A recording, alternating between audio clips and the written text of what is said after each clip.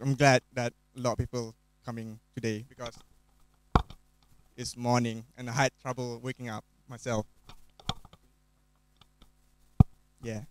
So the panel is gonna discuss about possibly.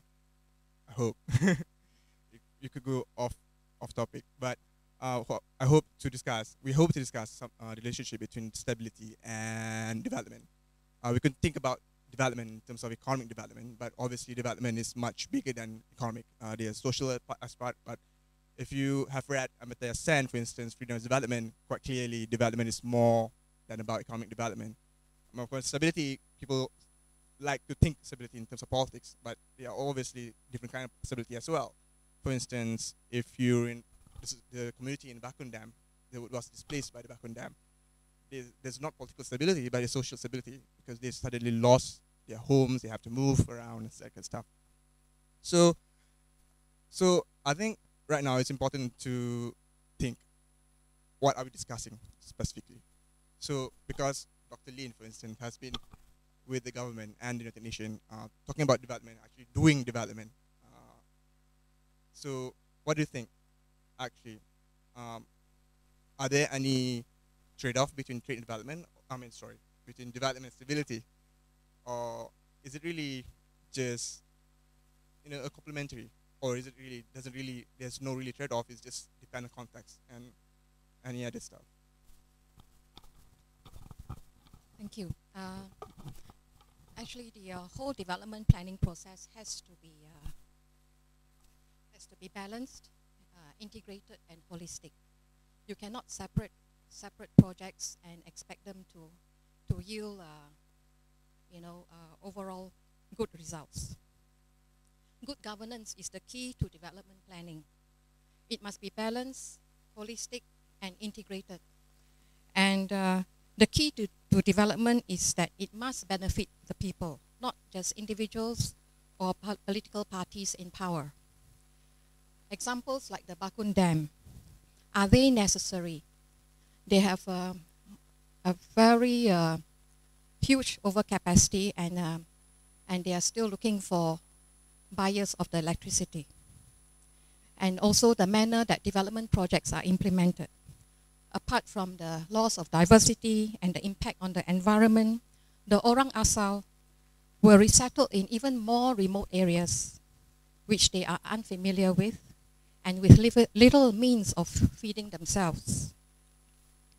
And transportation to buy materials, to get health care, is very expensive. On top of that, they are asked to pay for their electricity bills. Is that fair? Where are they going to get the money? And not content with that, the powers that be have decided to build another 12 dams.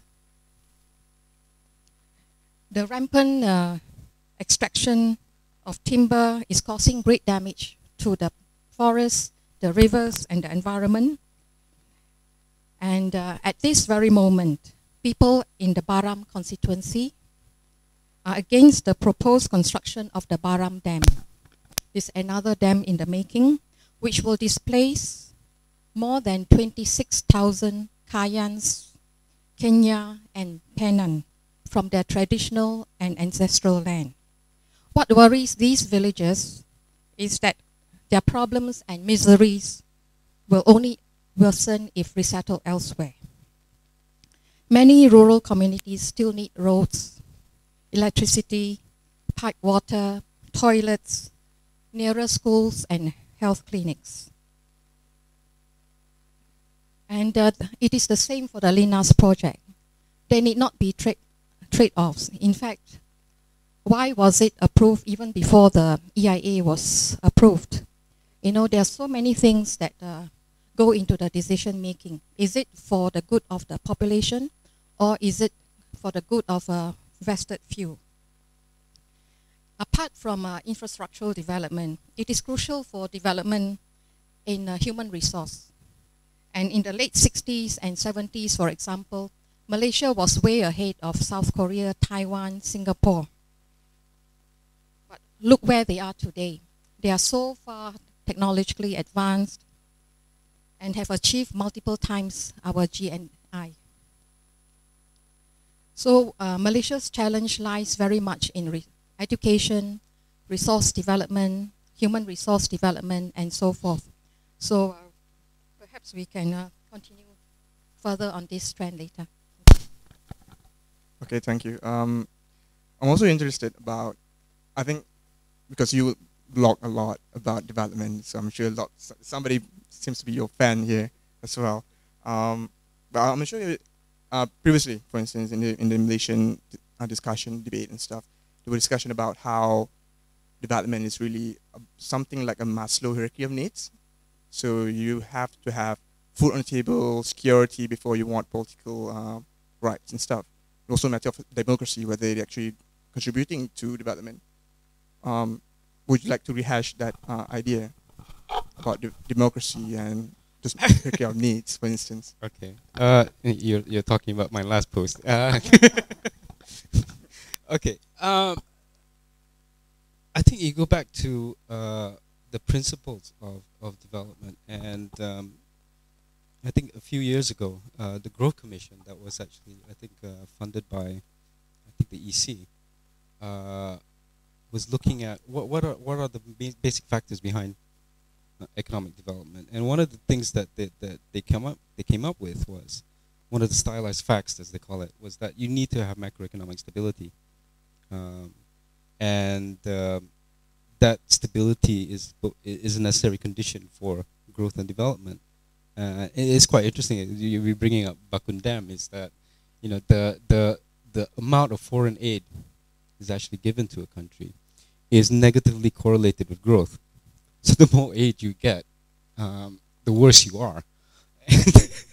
So there has to be an indigenous process in terms of growth, and I don't know whether there's really a trade-off there in terms of stability. You do have to have stability as part of it. I think our problem is less about whether we should have stability or not. Is simply the implementation of development. You know, our plans since the 1960s, they're great, they're fantastic. You read any of the economic reports and the development plans, the perspective outlooks, the planning is there. The problem has always been on the implementation side. I think Dr. Lin agrees. Definitely, the planning's always been there, and the stability has been there as well. Yeah, and you know, I think at this stage in our development, and it's quite interesting if you look at the experience of Taiwan and Korea, is that once they started looking at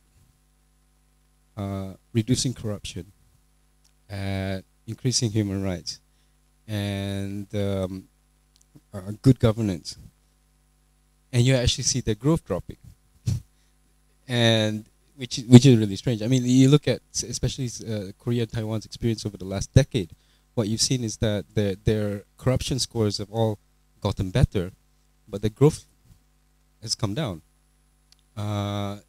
So the idea that we need, well, I wouldn't, you know, I'm not going to say that, you know, the democracy is bad, or, you know, representation is bad, but the experience has been that the more populist, the more popular the government becomes, you know, the worse the economic performance becomes, you know. I'm not. This is not an opinion. This is basically what the data actually shows. And it's quite interesting to look at. And you know, there's that idea that there's that idea now that there's the Beijing consensus that you need a bit of autocracy to actually get development going, which, you know, it's really really counterintuitive, and it's, you know, you're really going back to the fact that, you know, the development theory is really still in a state of flux. We still don't know what the real factors that drive growth really are. You know, and in a lot of ways, you know, Malaysia, even Taiwan or Korea, or even the United States or Europe, we're still looking for the smoking gun. We're still looking for, you know, the holy grail of development, and nobody's really found it yet. And a lot of it has to do with the fact that countries are very, very different. We're very, very, very different in terms of what we have. We're very, very different in terms of the human capital level, in terms of infrastructure level, and there's no one-size-fits-all kind of development plan that you can really latch onto and say, okay, this is the path that we need to take. And that's goes back to things like middle income traps, for instance. Because the whole underlying paradigm is that that we failed in this one area, therefore we're not going to grow anymore. But that's not true. There's always a uniqueness in every country that says that we can actually grow. Okay. Yeah, not really, right? Okay, well, but I wanted to change track a little bit because we were talking about development for the two speakers. Because I'm quite sure because it's election time. It's been election time for quite some time now. I'm sure PEMANDU is having a lot of problem getting things done, for instance. So that's one aspect of stability. You can't get things done because there's a lot of political issues going on. So how do you manage these things? I mean, what do you think that is unhelpful, or just things that you just have to go through? It's just a democratic process, or whatever. Okay, you just put me in a very difficult situation. I mean, it's bad enough I'm the only non-economist here, but I'm gonna try to not make a fool of myself. But the reality is, let's define stability first. I mean, how do you define stability?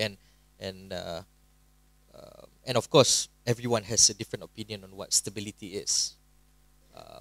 In my case, my view has been stability is a function of the strength of the national institution and its processes, and secondly is the ability of the population to anchor themselves towards one particular goal. So essentially, no matter what comes in the way, if you have these two sorted, you are stable. That's my view. The point you raised about you don't get things done at the time, I think it is I guess you enter a silly period in every 5 years where the focus is shifting towards something else. And the reality is politics is embedded across the entire spectrum of Malaysian demographics. It's not just the political masters. You go to the kedai kopi, people talk about politics. You go to the masjid, people talk about politics. And because of that, your attention gets shifted away from things that you're supposed to do. Having said that, I'm not saying the country is at standstill. Yeah, people still work, but then critical decisions sometimes are put on hold, which in some cases is okay, in some cases is unfortunate. So that's something that has happened the last couple of months, and people can argue it happens the last 4 years in the case of in the case of where we are today in Malaysia. But I like to build on the point that Hisham brought on implementation, and I think we've done an excellent job as a country to plan. I was telling Dr. Lin, my father-in-law. Normally, if you're married, that's your best friend, right? My father-in-law is an economist, and I've seen the Malaysia plan since ages before my parents started dating. Yeah, and I mean those are really nicely written documents, right? But once a document is printed and distributed, who visits those documents? Who ensure that what's written there is actually implemented on the ground? Sometimes it's also written on a real theoretical notion. You don't engage the people who are supposed to do it. Sometimes you have a challenge. You assume or you hope that resources are available for you to execute certain plans, but come the day, you probably don't have resources. And sometimes, and this is probably the biggest irony, and it's not in government. I've worked in multinationals in my previous life. It's a problem that happens in any big organization. When you're too big, sometimes people don't talk to one another, right? I used to work for a prominent FMCG company. I used to work for Procter & Gamble. So if you read a lot about P&G, it's a complex matrix organization.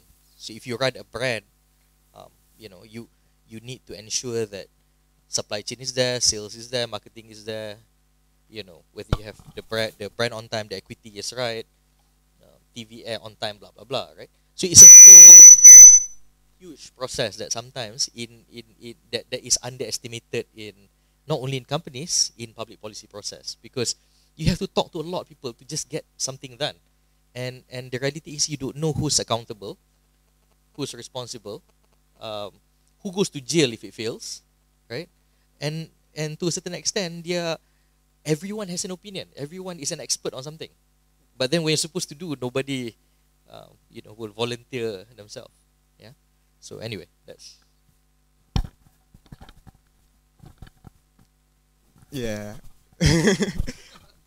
I'm guessing Dr. Lin has something to say. I would like to ask also, Dr. Lin, apart from what you want to say as well, because you've been with the government for a long time and you've been with EPU and planning and stuff. So that, I think you do, in some sense, have experience in whether there's a policy continuity. It's also coming back to development. There's a lot of development plan, obviously, Malaysian plan, like a bunch of them. But it also was about implementation, but because there's a lot of changes as well. I mean, not just with political changes, like, you know, parameters change within the same party. So how do you handle policy continuity? Or is it just that new people come in, you just throw the old plan out and do the new one? Yeah, thank you. Actually, Malaysia has a very good planning system and a planning process in place. But over the years, things have changed a lot. Because I think the EPU has done a very good job in drawing up all those 5-year Malaysia plans and outline perspective plans and so forth. But it is in the implementation. Since the 1980s, you know, the open tendering process have given way to negotiated contracts and so forth, and costs have multiplied, and also the privatization of massive projects has been giving the concessionaires very, very huge advantages, and such that the privatization was being called privatization.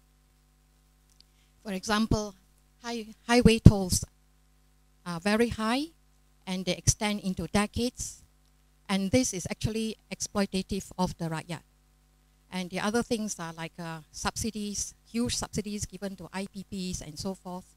So, and also the subcontracting can go down to as much as 6 to 7 layers, resulting in substandard work. And who will finally be paying for all these costs? It's again the taxpayers. So it is vital that that all these need to be looked into and be redressed. And besides all these huge infrastructure projects, you know, some which can be considered as privatized in a market pricing fashion, and others are public goods. For example, public transport, which is actually for the working class. And nowhere in the world is public transport profitable. So the government has to provide this as a public good. It has for a long time been neglected, and people have to buy cars. They often have to live far away from the cities because of unaffordable housing in the cities, and they have to bear the high cost of toll, petrol, wear and tear, and besides contributing to the air pollution. So all these long decades of unbalanced development has rendered the country poorer in many aspects, in human resource because of misallocation in education, in natural resource management, in social cohesion. And the national debt, as you know, has soared to 53% of the GDP. And we have budget deficits every year. And more seriously, household debts have increased to 80.5% of GDP. And and also bankruptcies have increased to 52 persons a day. That is a very serious impact on the population. 52 persons are declared bankrupt every single day as they struggle to pay for their house, their cars, and more than 50% are under 40 years of age. So it doesn't present a very good future for them, you see. So this is clearly not sustainable, and the gap between the rich and the poor has to be addressed urgently. Yeah, perhaps just let you go. There's a lot of points to actually address.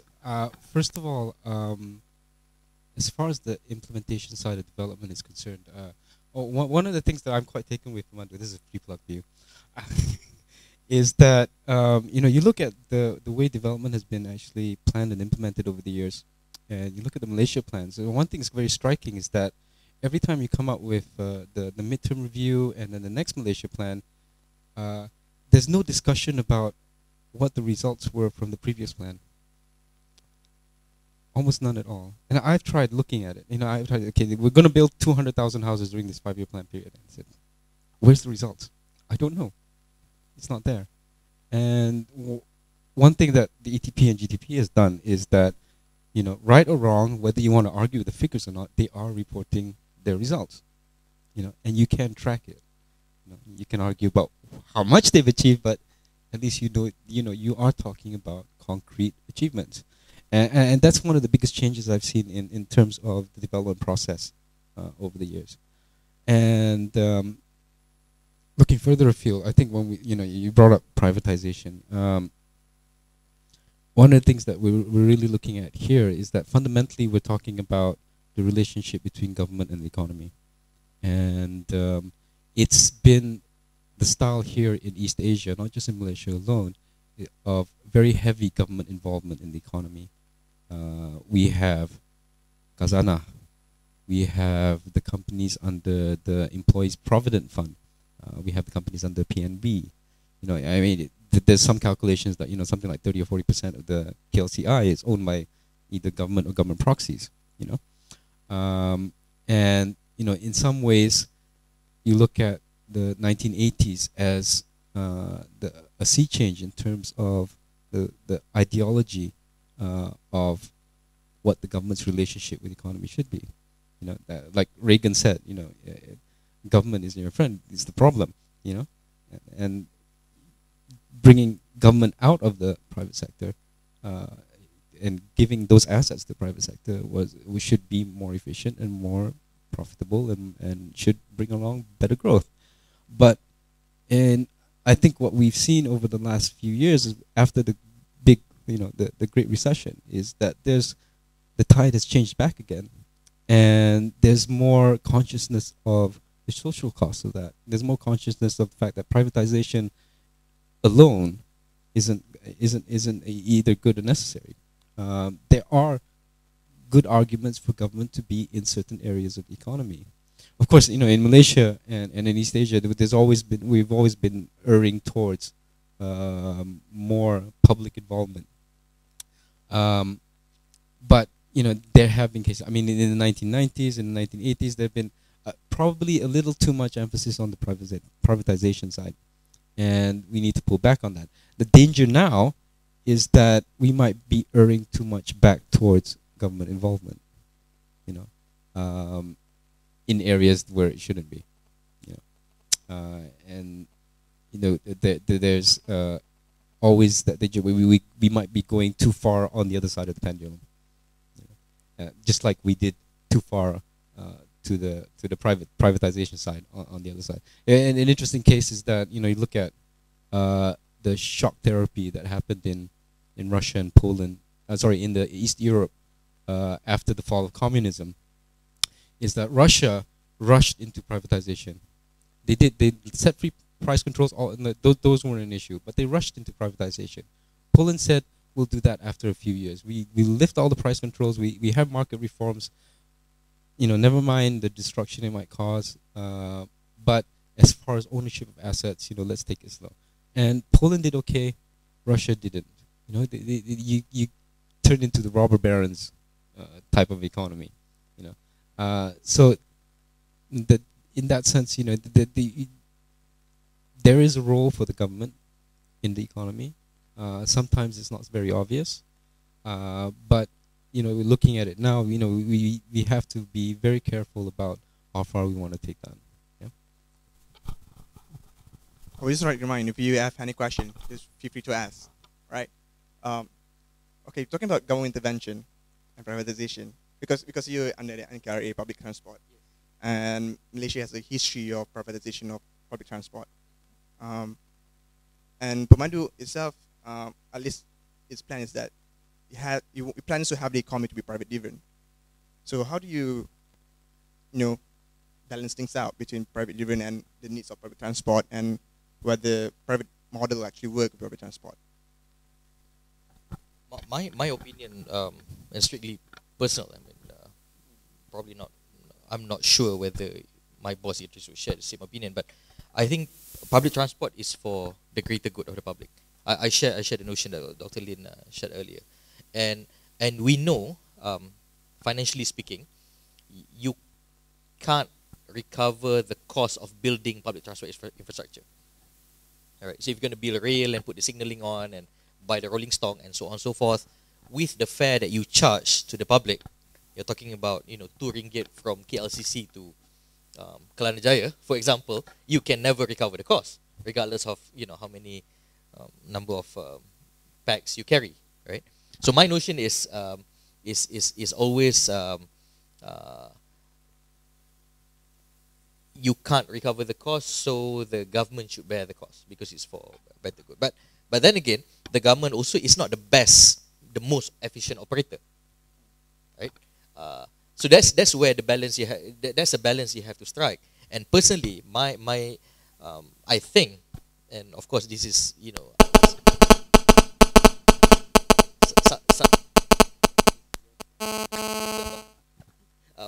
my view is that you need to separate where the government should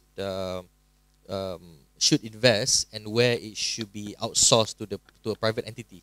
And in the case that we have today, what makes more sense is probably you have the assets owned by the government, but then you let an operator manage on a cost plus or cost recovery basis.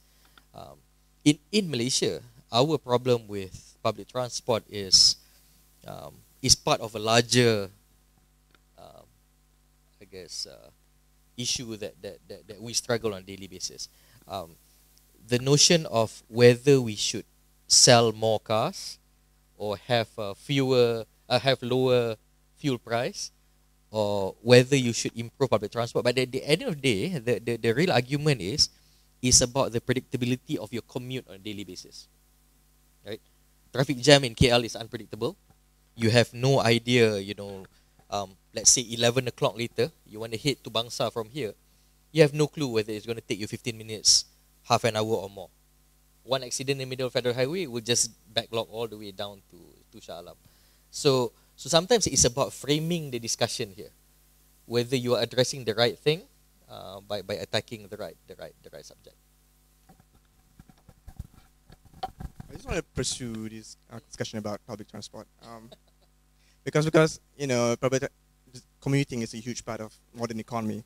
You spend a lot of time commuting and traffic as well. Do you think with the imposition of, well, it's like a softball, I suppose, but do you think, how much do you think if you improve all the transport, all the lines of MRTs and the buses, and how you manage the car policy, taxes and stuff, how do you think that would develop to development? Do you think it's just a matter of efficiency or just quality of life? So it's if you figure out public transport properly, and if you reduce or allow your commute to be more predictable, I think it's a function of productivity, quality of life, and at the same time you I guess in return, being a layman, you probably have a happier group of the masses, right? The challenge here is where do you strike that balance? Because there's a lot of things that you have to do. You have to build the infrastructure. The infrastructure must be comprehensive, exhaustive enough that it covers 90% of the population, if you can argue.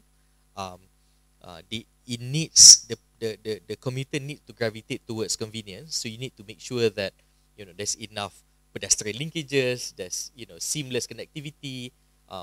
People don't have to so many cards or use coins to get into stations, for example, and at the same time, on the other side, you also need to implement some push factors, because you probably need to curtail number of cars coming to the city. You probably need to reduce number of on-street parking, increase the fees of the parking rates in municipality, or probably go to a certain extent implement what some of the more developed cities around the world put area road pricing. You don't allow cars to get into the city. But then again, if I were to pick up one of the points that was raised earlier, whether we can do all these things, right? We don't have the Beijing consensus here. I was talking to a counterpart in a city in China. They wanted to build a rapid transit system, a bus rapid transit system in the middle of Guangzhou. And what they say in China, they just do. They don't have public engagement and test whether the public want it or not. They just do. Right. I said, wow, you have, their federal highway is probably like 6 lane on one side. I said, yeah, what's the problem there? Why can't KL do it? Right. but in Malaysia, you talk, you share your plans, you engage, which is not completely wrong. But sometimes there are things that is always up for debate, up for negotiation, and you allow, different type of stakeholder pressure or influence your decision to a different direction. So,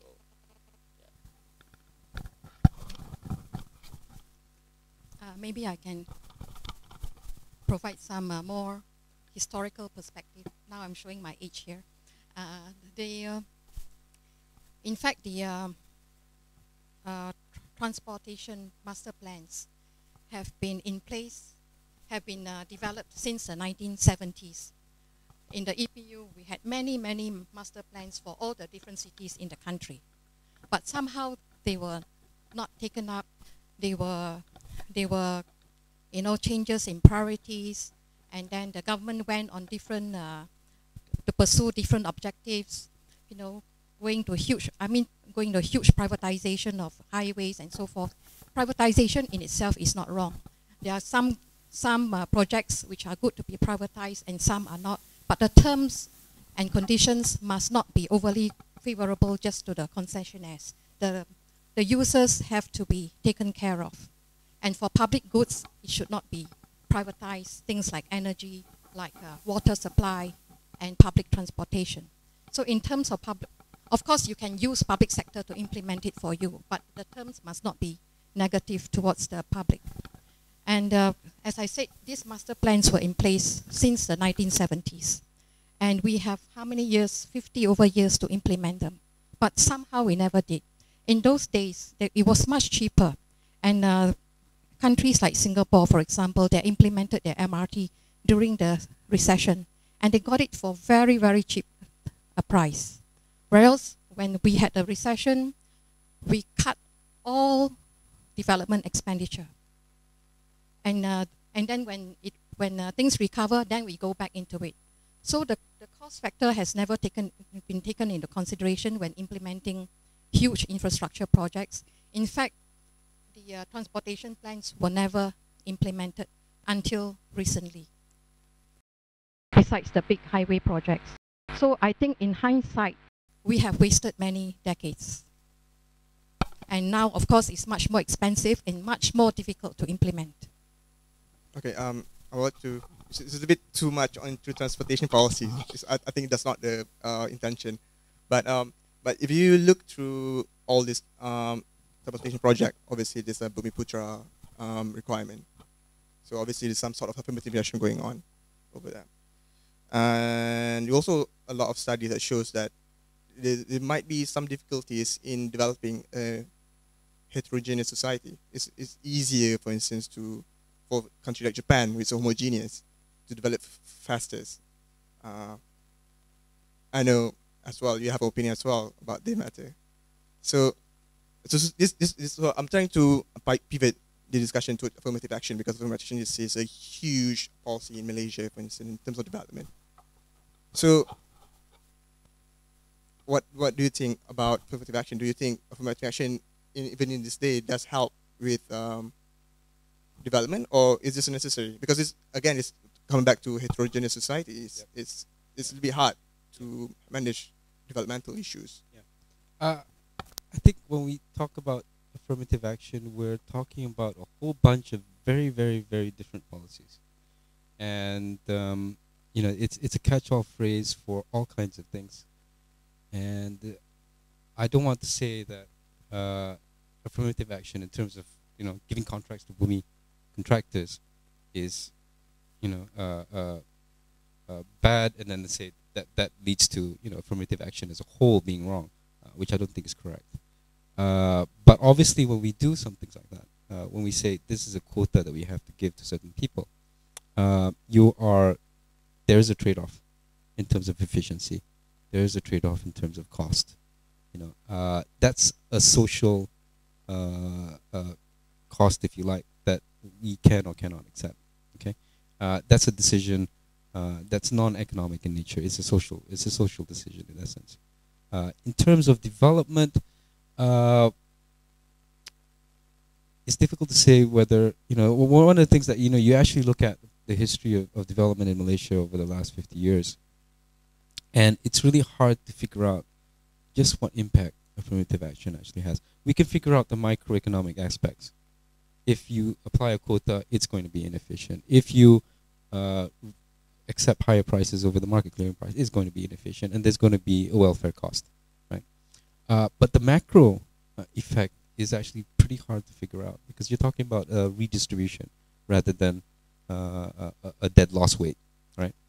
And I think, as far as going back to the larger theme of balanced development and stability, I think it does play a role in terms of creating the environment for growth.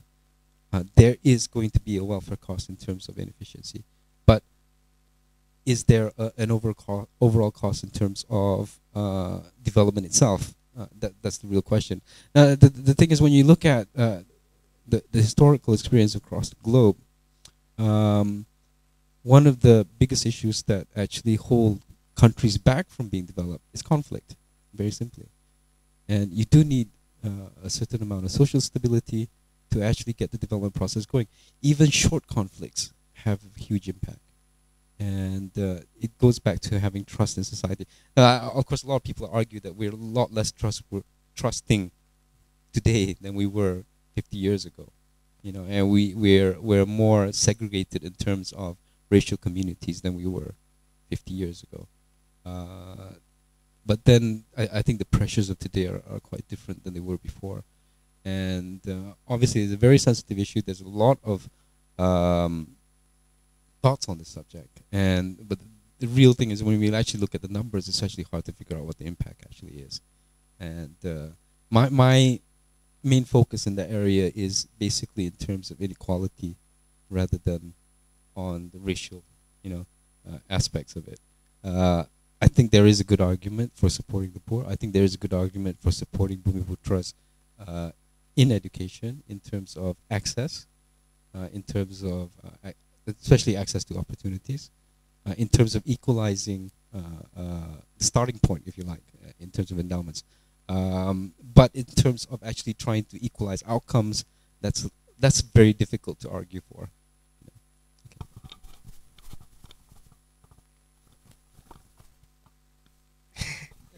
I'm thinking of which one I should ask, but I would like to take some question, I suppose, from there's a couple of questions here.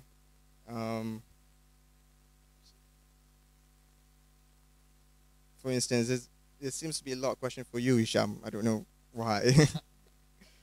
But one question is it's a little bit about debt. As well, I'll just modify the question. If people are worried about debt, for instance, anybody can just take this question.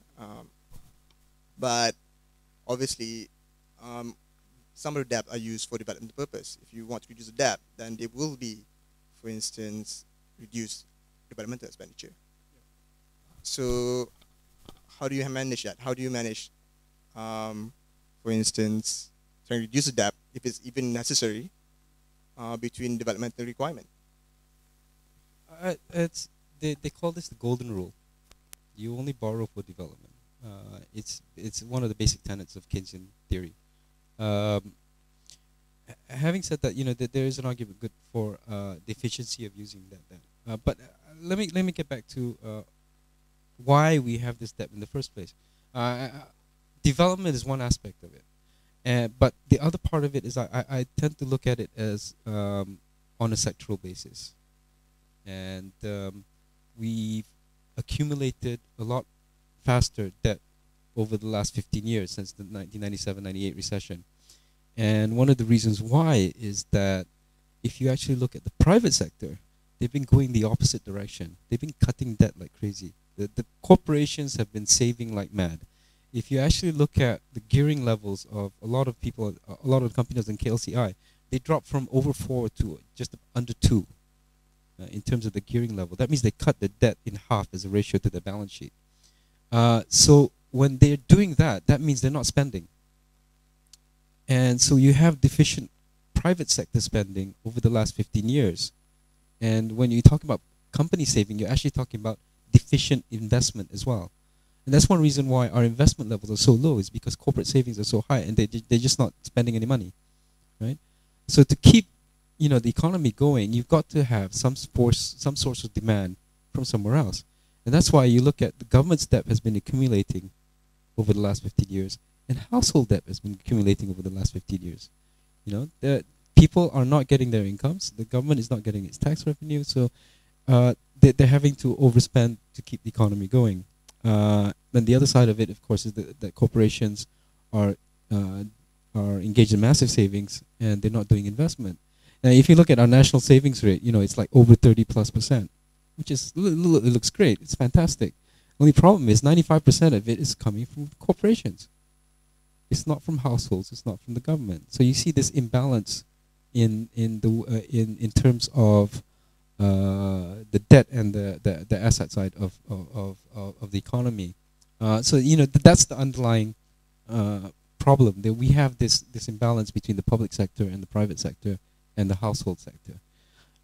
So handling that issue is really about getting companies to invest.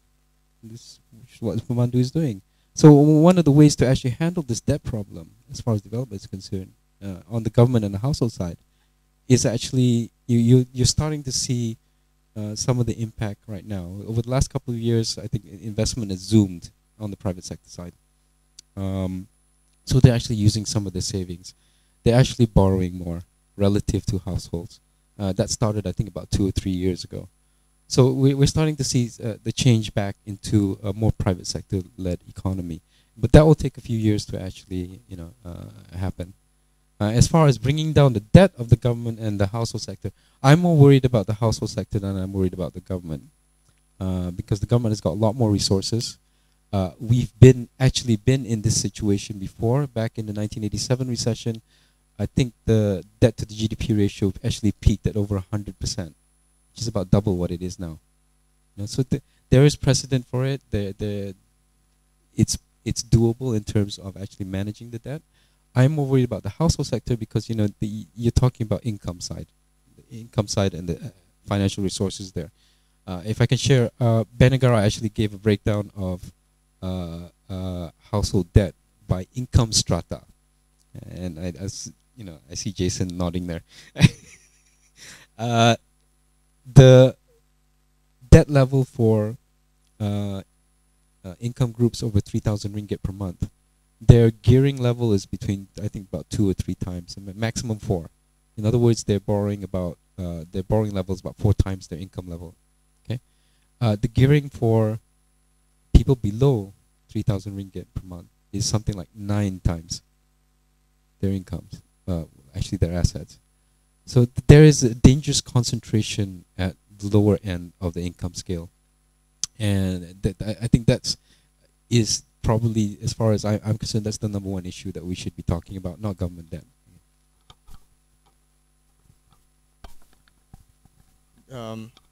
Yeah, talking about development still. I'm trying hard a little bit to go to disability, but there's one question for Dr. Lim from Singapore. Because Because I know you have seems to have strong opinion about privatization and public goods and stuff. So, what exactly do you think is important to privatize, and what sides of the economy is not important to have it public held? As I mentioned, huge lumpy projects like highways, airports, ports, these things could be privatized. But as I said, the condition there is that it must not be lopsided in terms of benefits. How much is the concessionary getting out of it? If it's going to get abnormal profits for long periods of time, it will tax heavily the government and the taxpayers. So the terms of negotiation, the terms of the contracts must be fair, and it cannot be extended into decades and keep on taxing the population. And as for public goods, things like education, health, water supply, power, all these need to be kept in the public goods sphere. How the government implements the project is different. It could be contracted out, it could be, certain parts could be privatized, but the pricing has to be controlled and the quality as well. Like health, it will have great impact if it is privatized. The poor, at the moment, the health system in Malaysia is doing very well in catering to the poor, and this should not be privatized. As for education, we have a long way to go, and at the moment, I mean for many years, people have been complaining about the quality of education, and somehow, the government has not been making a move in this direction to improve the educational system.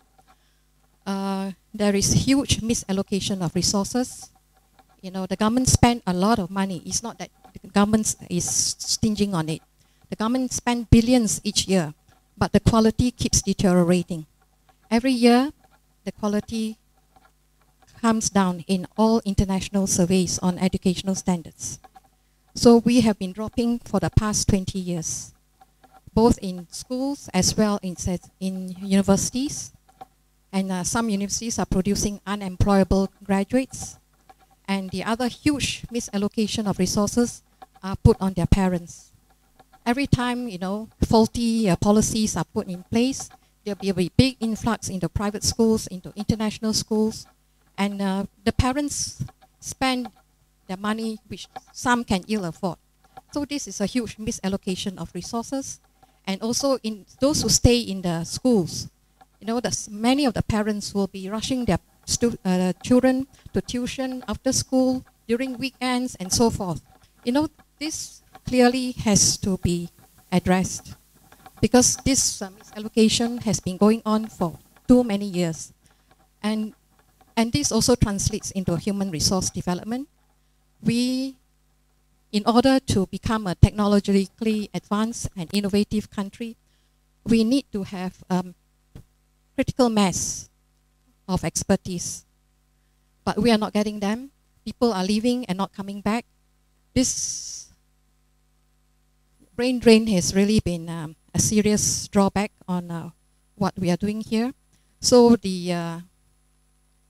so to a large extent, education has been privatized, but it's been very, very expensive for parents to pay. So that's another source of misallocation. And yeah. And the other areas of public goods will be water supply and so forth, because all these things need to have a very holistic and integrated approach. Water basin management and so forth, it cannot be subdivided and given in pockets into companies to manage, because when they do that, they want to maximize profits.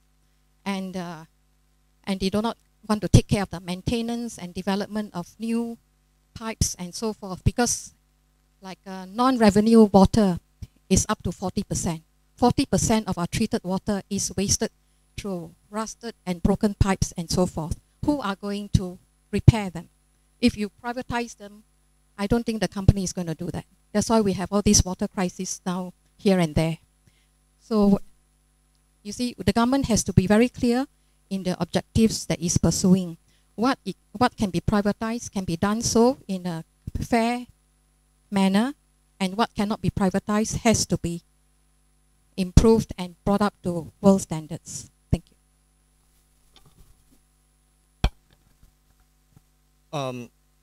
There's also somehow there's a correlation between investment boom, for instance, and privatization. Is that a fair correlation to make? Is it a fair comment to make? What do you think? For instance, in the 1990s, for instance, it was a economic boom, and at the same time, it was a lot of privatization. You could also make this argument for in the UK and the US as well. So, do you think privatization has a role to play, or it's just a exacerbated effect? To be honest, I'm not sure, but I think purely from the economic standpoint, I think the fact that there's funds flowing, that's why there is that boom, right? So private sector is willing to spend, and they're spending in large projects. So I suppose that's where the correlation happened, and I suppose I leave it to the economists to dwell this further, but that's my view on it. Yeah. I do agree with the notion of infrastructure is expensive. There are a few questions that you need to ask. Things like, what's the purpose of that spend? How do you finance it? And whether it's sustainable in the long run. Whether you're not talking about 5 years down the road, you have to re-spend. Yeah, because to a certain extent, all this you probably will hit some point where you need to spend because the group that you are serving has grown bigger than the capacity that you planned earlier, or you realize that the infrastructure is too old that it's not working anymore. All right, but that's a serious, delicate act that the policy makers have to embark on. I'm guessing I'm looking at economists right now. So is it really a fair argument to make, or just a casual relationship? Yeah, well, the thing is, you look at that particular period in time. The Berlin Wall had just fallen. Soviet Russia was breaking up. There was a real sense of we're all capitalists now. And I think there was this, kind of optimism in terms of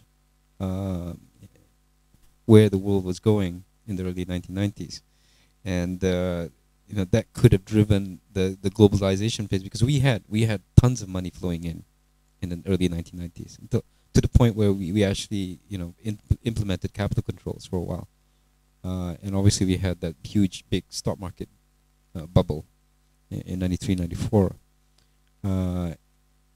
But I think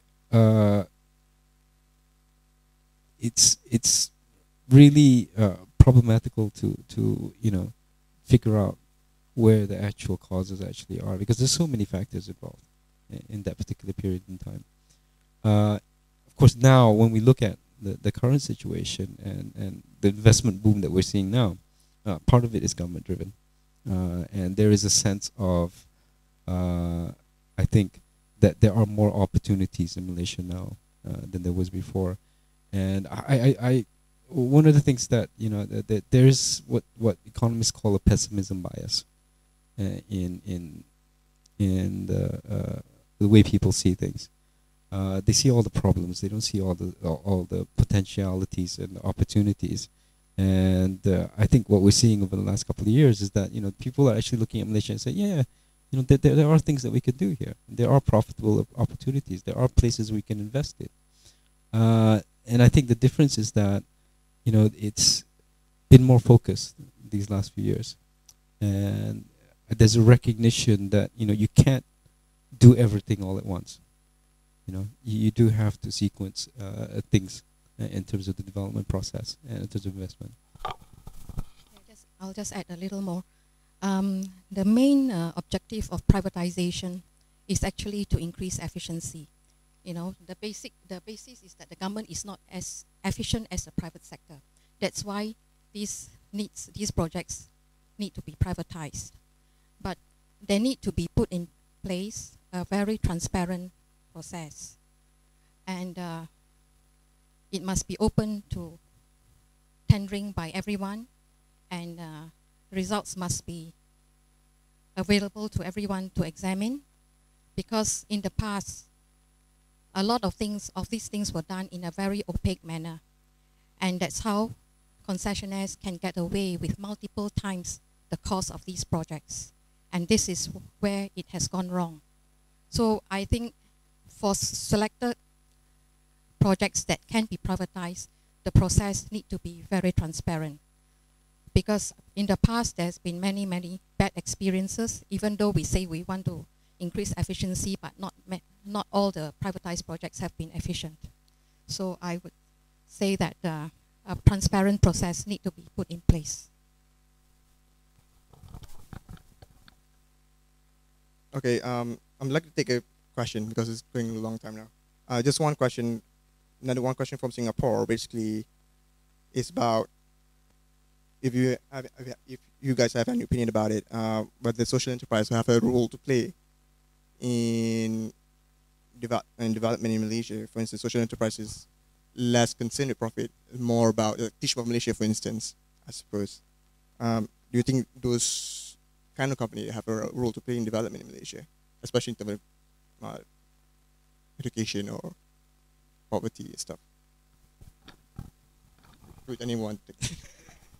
Okay. I guess I'm quite taken with the idea. I read, Muhammad Yunus's ideas on social business and social entrepreneurship, and when I was with a fund, government-linked investment company, they focused their whole strategy on the idea that we were a social business. We make a profit, yes, but we're there to make a change in society. And everything they did was revolved around this idea of this whole notion that we're not here just to make a profit, we're here to actually serve the people. And so yeah, I think there is a role in terms of social enterprises in economic development. There's certainly a very strong case to be made that firms don't actually maximize profits, and they do have a social conscience. Danone in France is a very good example. They actually have a very strong social charter, and they have to do social responsible things. It's not just lip service. It's not just corporate social responsibility programs. And I think a lot of companies now realize that CSR is not just something to pander to the public. It actually does serve their long-term interests in terms of their brand building, in terms of their future sustainability of their profitability. Those things do matter, and there is a role to be played there. The idea of having profit in social enterprise is you want to be able to sustain the impact that you're having. A lot of NGOs, they rely on donations, they rely on aid to keep their operations going. But if you actually have the profit element there, you don't have to rely on anybody else. You can just keep doing it on your own. And the second thing is very interesting is that there's some World Bank studies. If you give away stuff for free, people don't appreciate it. They don't use it. But if you charge a minimum amount, even if it doesn't cover the cost, they will actually value what you do, what you give. They gave away mosquito nets somewhere in Africa, and nobody used it. They charged $1, and then the rates of malaria dropped because people actually, because I paid for it, I'm going to use it. So it's that kind of incentive structure that having a profit and having some revenue isn't necessarily antisocial. It's not necessarily against giving social benefits. So there is a role to play for social enterprises, definitely, I would say. All right. Just one question about development equality. This is from Kai Shante in LA. So basically, So the person basically says that it's clear that development in Malaysia is centered around capital area, which is not an unfair and some statement to make. Do you think, for instance, it's better to decentralize the development to such as social welfare, transportation, education to more states that contribute tax? For instance, Sabah contribute a lot of tax revenue to Malaysia, but obviously development is happening mostly in Klang Valley as well as some other places in Peninsula. I think that's probably a fair opinion. Whether it's correct or not is still arguable. The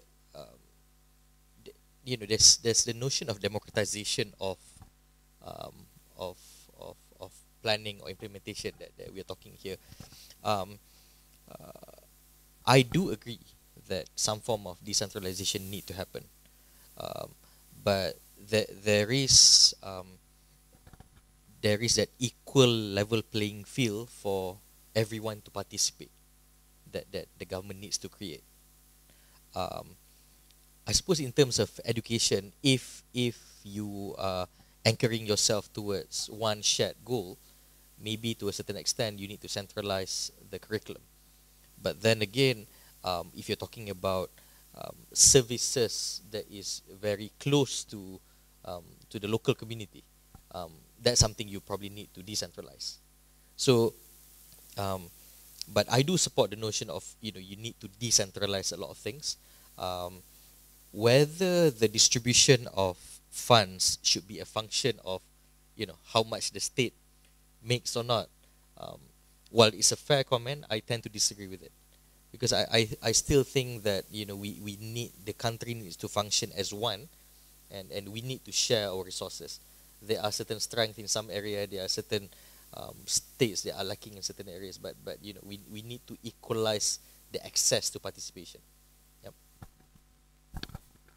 That brings to another question, because of course all of us, I suppose, want some kind of development, but some people don't want some kind of development. I mean, for people in TTDI doesn't want the MRT station, for instance, for quite clear reason. They don't really need it. They drive cars.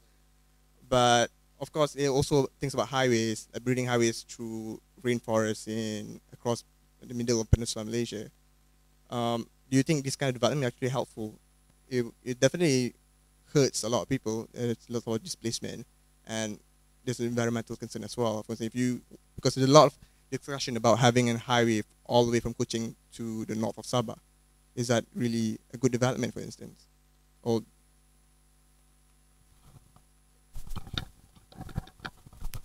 yeah, I think it will have to be based on the public good for the benefit of the majority. Whether infrastructure is a development or whether it's a precursor of development. I mean, we have been spoiled with all kinds of infrastructure in the capital, and we take it for granted.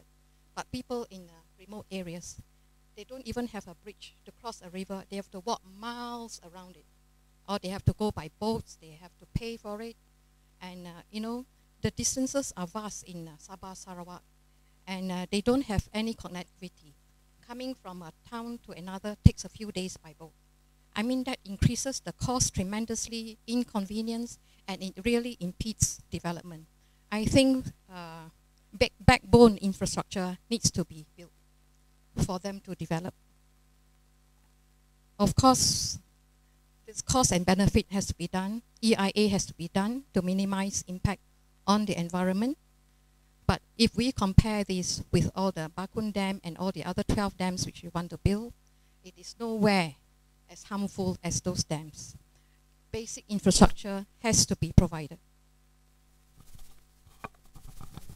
I'd like to add a comment on essentially rural-based infrastructure. I've seen in my own eyes where an area somewhere in Sarawak where you actually build a seal road, essentially a tarred road, right? You build a seal road, and suddenly traders can come into those kampung. People from those kampung spend less time commuting, and once you have a seal road, you can put electricity pole, you can put telephone connectivity, you can lay down pipelines. So the the notion of basic infrastructure is still imperative, and you know, don't underestimate the needs in some part of the country.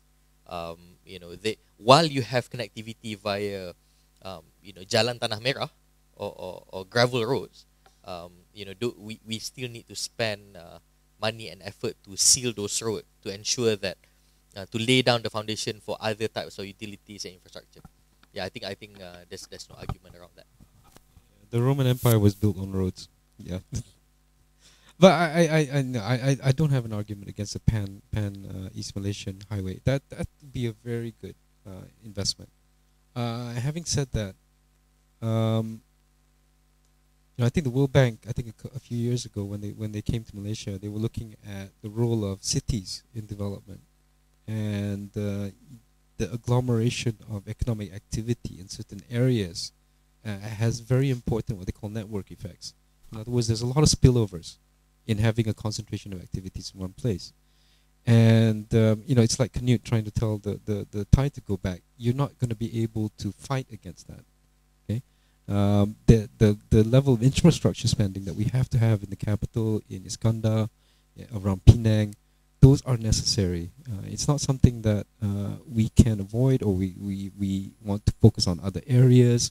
You know, the people are coming here, and that's why the infrastructure spending has to happen here. You know, you actually look at some of the statistics on internal migration.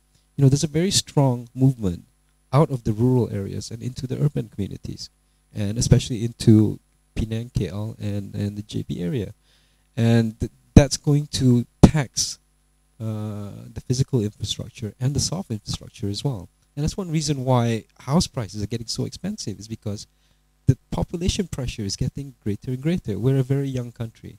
Median age is about 26. And, you know, there's this huge base of kids that are going to be entering the workforce over the next 10 to 15 years.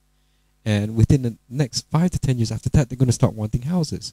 So there's going to be a lot of demand, pent-up demand for housing in the urban communities. And the infrastructure is not keeping up. That's why we're having so much congestion now. And you know, that's one thing that we really need to look at in terms of the development planning, is that we're not looking at the needs today. We're looking at, you know, about 30, 40, or 50% greater needs within the next generation. This is something that the developed countries that all, you know, they've got stable population. They don't have to worry about that, you know, because they're not talking about a really higher pressure of a population on the infrastructure. So that's something we need to look at over the years, and we can't fight against the tide. You know, you have to. The best you can do is redirect it. Okay, and even if we're looking at, you know, across Malaysia highway or Borneo highway, we have to recognize the fact that a lot of the economic activity is shifting to the urban centers, and that's something that we need to cater for. Just to follow up on that, regional development, national regional development is very important, and I think the corridors that have been implemented by the government is a very good move, so that different regions of the country will have centers of growth, and people there need not migrate wholesale to the capital city.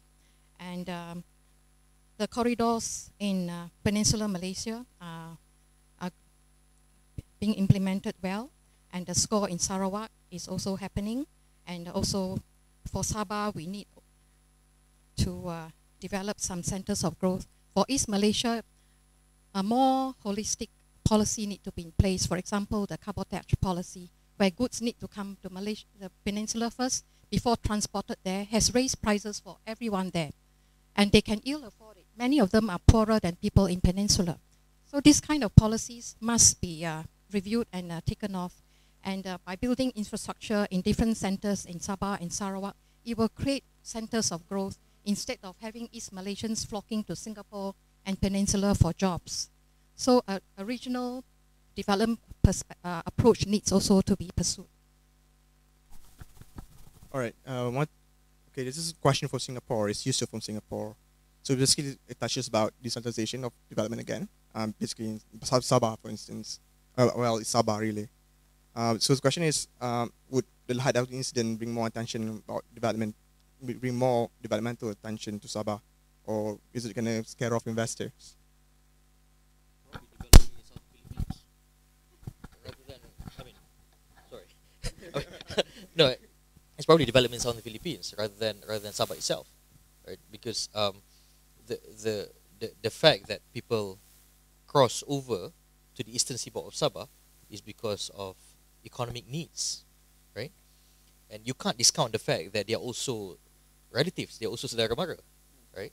Because you can literally see tawi-tawi from Lahad Datu, right? But I think this is where Malaysia probably has a role to play in assisting development in the areas around Holo or Mindanao or Zamboanga, so that we make sure our neighbor prosper as well. Yeah?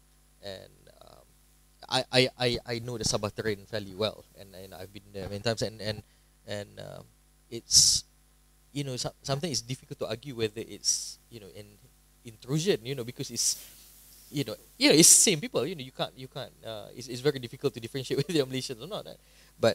But I think I think it will put some attention to the idea of development, but I think it's more towards Southern Philippines than the eastern seaboard of Sabah. But politically, don't you think there's going to be more development in Sabah, for instance? I think it's a good case to say that because suddenly there's a lot of intrusion. The political leaders would want, because it's election, and then they want to. It seems, well, for instance, they probably want to pay more attention to Sabah because of this. Because I'm struggling here. I don't think anything's going to happen over the next 2 weeks to make people change their minds. Okay, I had an interesting conversation with somebody from Sabah last year, and what they were saying is that one of the problems of development in Sabah is that people don't actually want to see development. Some people don't want to see development. They're content with their lives as they are, and one of the dangers of an outsider coming in and saying, okay, you need to do this, you need to do that, you need to do that, is that you are transplanting ideology, you're transplanting a way of economic activity that's not natural to them. You're not going to take orang asli with no education and put him into a factory. It doesn't work. There has to be a natural evolution. There has to be the supporting infrastructure, and it's you can't transplant an auto factory into Sabah and automatically expect it to be profitable. So it's not a problem that you can actually resolve in a few years or a decade or even a generation. It's really an evolutionary process that you have to go through, and it has to look at what the Sabahans have, what the Sarawakians have, and look at their comparative advantages. What can they do best? It's not just like one of the things that we have a problem with is that we in university admissions, for instance, almost no account is taken of people's interests. You come in as an undergraduate, and then you go into accounts, you go into science, you go into economics, whatever. Without taking into account what those people are interested in, and that's one of the reasons why, probably why our level of quality of our graduates doesn't seem very good. Is because you're forcing people into boxes where they have no interest in being, and I think that's one of the issues, especially in East Malaysia, is that you're trying to make a huge leap in development from basically a subsistence economy into a modern commercial economy, and that's not going to be done in one generation. The UN did MDG, Millennium Development Goals evaluation in 2010, and although Malaysia has fared very well in terms of poverty eradication, the problem is very persistent in Sabah. For 2010, rural poverty was like 19%, and urban poverty was about 19%, and rural poverty was about 30%. And the government has been implementing programs, things to level the playing field. I mean, we don't have to talk about transplanting them from their villages to the towns, but even where they live, things like education and health, the government has allocated funds, but the way it's implemented has been very poor. I have even heard from the state economic planning unit people that the schools are there, the teachers are sent, but some teachers don't turn up to teach. And some of the teachers say, why should I waste time teaching these people who have no future? So, you know, and so I inquired whether education supervisors are sent there. They said yes, but they give them advance notice. So on that day they come, the teachers are in class. So the implementation has a lot to be desired. These are major programs to level the playing field. So government we don't even have to talk about grand projects. These are basic educational, social projects which need to be properly implemented. Okay, well, I think we have time for 2 more questions. And there's one question for you specifically. Is stability tied to having the same government?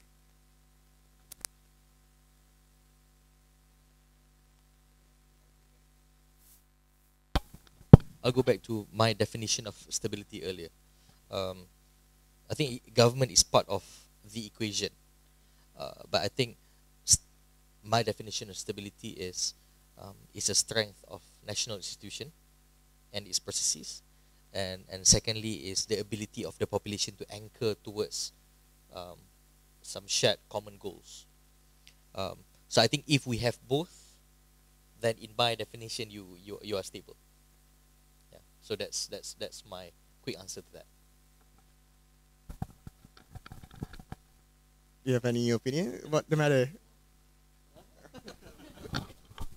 Okay. You know, if you look at the two political sides here, ideologically, there's little to choose from. Really. You know, you're not talking about the difference between socialists and capitalists. You're not talking about left or right. You're talking about who's in charge, really. And the ideas are pretty much the same. You know, they're all looking at the issues that the people care about: cost of living, cost of housing, income growth. You know, the infrastructure. All these things that people care about are trying to be addressed by both sides. There's no real ideological difference between the two. You're really talking about who's in charge of the government. The government itself, you're talking about 1.4 million civil servants, right? There's a lot of inertia there. Changing the government will not necessarily change a whole lot in terms of policies on the ground. You might change the policies, but the implementation still has to be there. And as long as that is not being addressed in terms of the efficiency of the government, in terms of the delivery system, in terms of the planning and implementation process of development, there's not going to be a whole lot of changes unless those actually changes are there. And you know, just changing the government itself is not going to change much. So in terms of stability, I mean, if you're looking at it from that perspective, you know, yeah, I don't see much changes, even if we do change government. Yeah.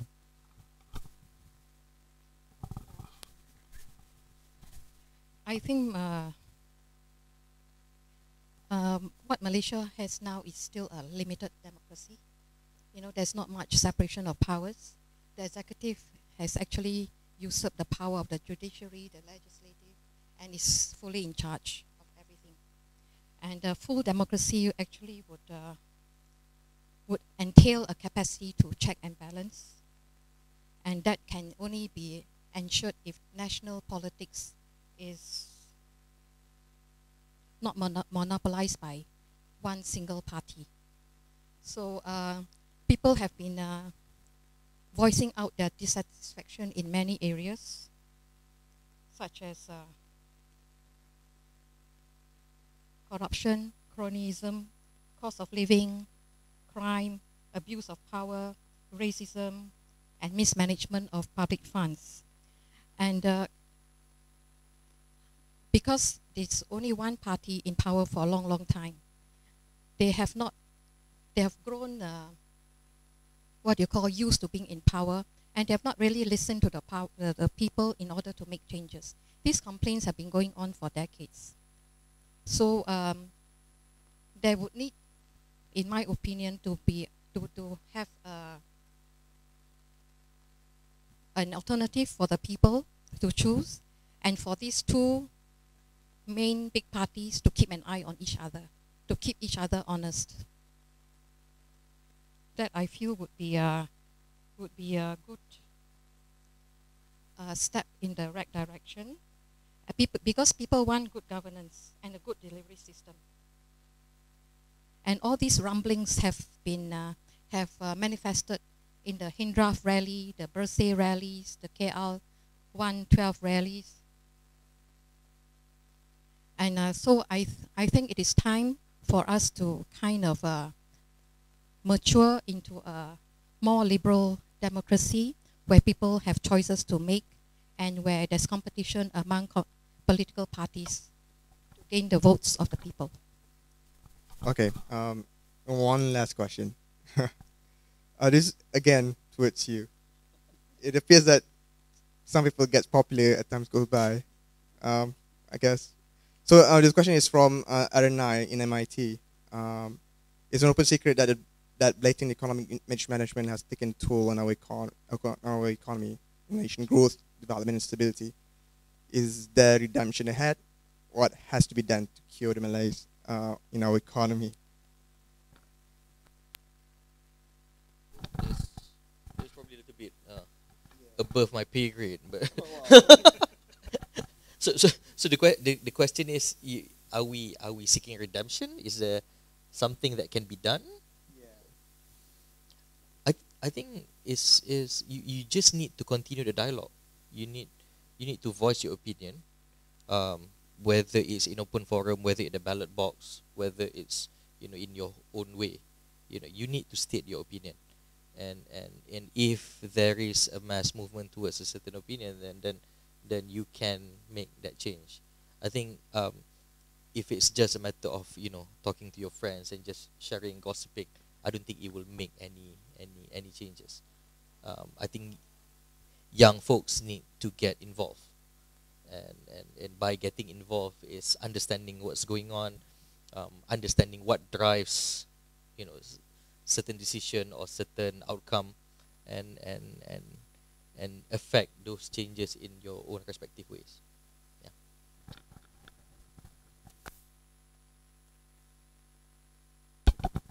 Okay, thanks. Okay, final remark. What do you get? What do you think of all this? What about stability, development? Do you think, in the end, what's your opinion about it? How is Malaysia going to the right way? It's always a function of what the electorate wants, what the constituent wants, what the taxpayer and the rakyat wants. I grew up as prior to joining government as someone who's very concerned of the customer needs. Yeah? And I think if the customer voice their opinion on what they want,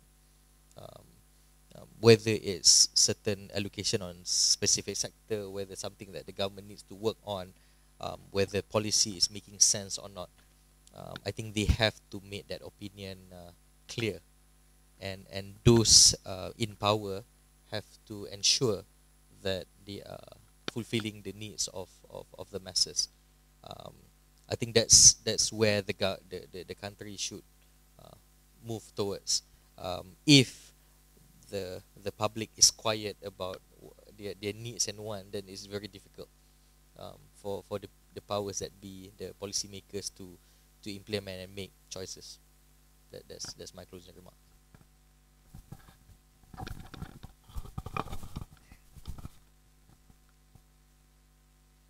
Yeah, as I said, people want good governance, and they will vote for any party that can deliver.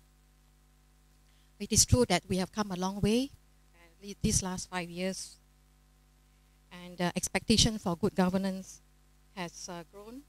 We want a stable political structure and pro-growth policies combined with pro-equity measures, and these are yardsticks by which both both sides are evaluated on. And as I said, people will vote for whoever can deliver. I grew up about 10-minute drive away from here, I've seen a lot of changes in Malaysia. This used outside this building here. I mean, if you look across out the window, used to be an industrial estate, and now it's like a burgeoning like commercial developments and residential properties and things like that. It used to be that behind my house was a palm oil estate, and now it's a school. It's right in the middle of town. People didn't want to live there because it was so far out of KL. So there's been a lot of changes. We've come a very, very long way, and I think there's a sense that we are really maturing as a society. And I think the last 5 years, in terms of the political situation, certainly there's a real sense that we've gotten past that subsistence, as you were saying just now, Maslow's hierarchy of needs. We've gotten the stage where we've got the shelter over our heads, we've got food on the table. We do have the incomes we need to live on, and we're starting to think about other things. So we're starting to think about who we want to be as a society. So in that sense, I think going forward, we're probably going to see a little bit more instability, and that may be a little detrimental to development, but it may be necessary for us to keep going forward. I think that as far as I think Zadil is right in the sense that as long as we have the strong institutions, as long as we have the society itself doesn't self-destruct from these instabilities, I think we will certainly keep going forward. Yeah, I definitely agree about question on institution, for instance. Definitely, especially because there's a lot of discussion. I mean, if you look at economics as a whole, macroeconomics as a whole, there's a lot of discussion about capital, education, labor. But what is not discussed so much is really institution. William Easterly is a Nobel Prize winner. He wrote about how a lot of development is dependent on institution. If you look at bigger role as well as in terms of growth theory, Africa, for instance, obviously is not doing too well with typical capital labor requirement. But what's missing in Africa is really the institution to help capital go to where it should go, or trying to not have power concentrated in certain individual or institution. So having democratic processes, for instance, help make the wealth distribution, I suppose, a little bit more equal, and allow people, as being individual and companies, as whatever it is, to have security in their own plans. Security in terms of, if you have plans, you want to be secured. You want whatever you invested in, you get back, and those kind of institutions that you need. I think Malaysia have that. Africa doesn't have that. So there's a big difference in situation. But I think I'm talking nonsense right now. So I think I want to thank all the panel for coming. Definitely helpful, especially in the morning. Thank you for coming as well. There's one more panel coming up. It's about the press, how the press has evolved over the years, especially in the past 5 years. So I think that's going to be an interesting panel as well. So hope you stay around.